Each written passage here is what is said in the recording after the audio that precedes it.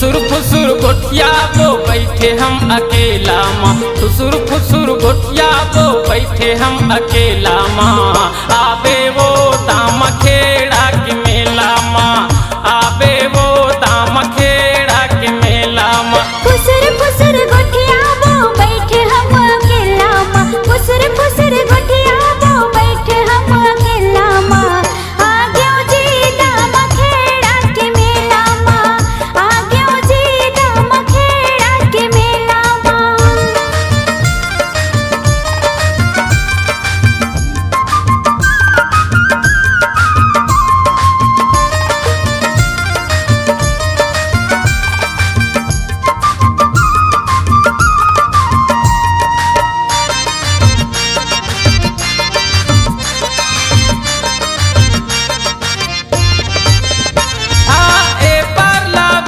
घाट वो पार माँ तुलसी खड़े तोला देखत रहूं लगा तुझन मुंशी, खड़े तोला देखत रहूं लगा तुझन मुंशी।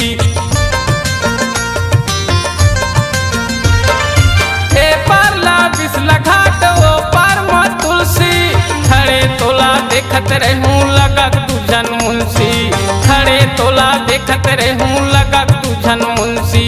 चौक में तोला देखत रहूं, चौक में तोल अगोरत रहूं खड़े पंठेला माँ। आबे वो दाम खेड़ा के मेला माँ, आबे वो दाम खेड़ा के मेला माँ। फुसुर फुसुर गोठिया वो बैठे हम अकेला माँ, फुसुर फुसुर गोठिया वो बैठे हम अकेला माँ। आ गयो जी दाम खेड़ा के मेला माँ, आ गयो जी दाम खेड़ा के मेला माँ।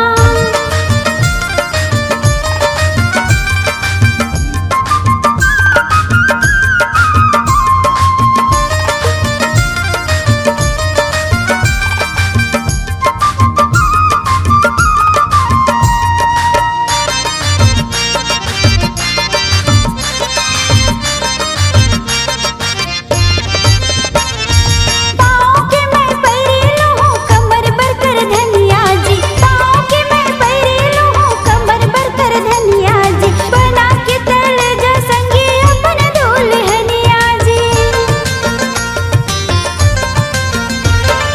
पाँव के मैं पैरेलो हूँ कमर बर कर धनिया जी, पाँव के मैं पैरेलो हूँ कमर बर कर धनिया जी। बना के तल जा संगी अपन दुल्हनिया जी। रंग बिरंग मिठाई खवा दे, रंग बिरंग मिठाई खवा दे, मन बढ़ा दे केला माँ।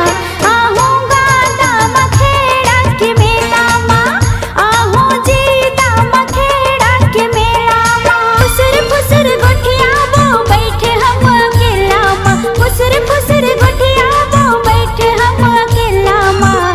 आ गयो जी दाम खेड़ा के मेला माँ, आ गयो जी दाम खेड़ा के मेला माँ।